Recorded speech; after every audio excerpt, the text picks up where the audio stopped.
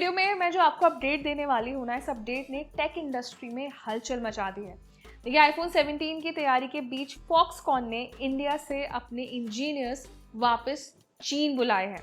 क्या इसका असर इंडिया में आईफोन प्रोडक्शन पर पड़ सकता है और आखिर इसके पीछे की वजह क्या है? तो पूरी जानकारी जानने के लिए वीडियो आपको एंड तक जरूर देखना है। इंडिया में मेक इन इंडिया के तहत एप्पल ने जब से आईफोन बनाना शुरू किया था, तब से चीन पर डिपेंडेंसी कम हो रही थी। अब अचानक फॉक्सकॉन ने क्या गेम बदल दिया है? सबसे पहले जानते हैं कि आखिर हुआ क्या। जैसा कि आप जानते हैं, फॉक्सकॉन दुनिया की सबसे बड़ी इलेक्ट्रॉनिक्स मैन्युफैक्चरिंग कंपनी है जो एप्पल के आईफोन्स बनाती है। अब आईफोन 17 की प्रोडक्शन लाइन पर काम शुरू हो चुका है और रिपोर्ट्स के मुताबिक फॉक्सकॉन ने अपनी इंडिया यूनिट से सैकड़ों इंजीनियर्स को वापस चीन बुला लिया है। क्यों? ताकि आईफोन 17 के प्रोटोटाइप और मास प्रोडक्शन में कोई देरी ना हो और सारी टेस्टिंग, क्वालिटी और डिजाइन इंटीग्रेशन सही से हो सके। अब सवाल उठता है कि इंडिया में इतने सारे इंजीनियर्स की जरूरत क्यों नहीं पड़ी।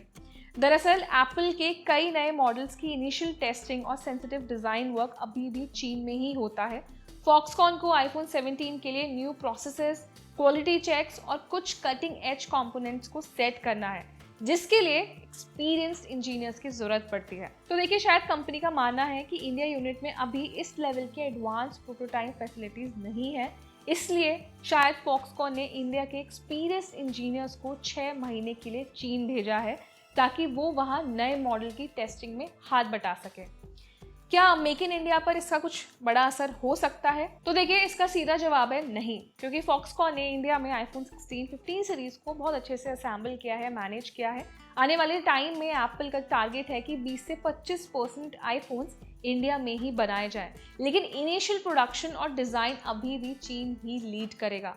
तो ये टेम्पररी स्टेप है, इंजीनियर्स वापस आकर फिर से इंडिया की यूनिट्स को ही अपग्रेड करेंगे। आईफोन 17 से क्या क्या उम्मीदें हो सकती हैं, इसके बारे में भी काफ़ी सवाल उठे हैं।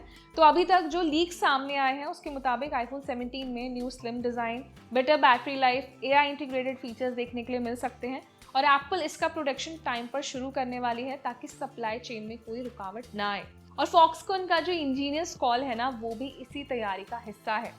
तो अब आप ये भी सोच रहे होंगे कि क्या इंडिया को और तैयारी करनी होगी? तो ये पूरा मामला बताता है कि इंडिया में प्रोडक्शन तो बढ़ रहा है, लेकिन R&D, टेस्टिंग, एडवांस प्रोटोटाइपिंग और ये सब चीज़ें अभी भी चीन जैसे देशों पर डिपेंडेंट है। मतलब ये सारे काम अभी भी चाइना में किए जा रहे हैं, जहाँ पर आपको स्किल्ड वर्कफोर्स मिलता है, बेटर इंफ्रास्ट्रक्चर मिलता है, डिज़ाइन लैब्स भी मिलती हैं।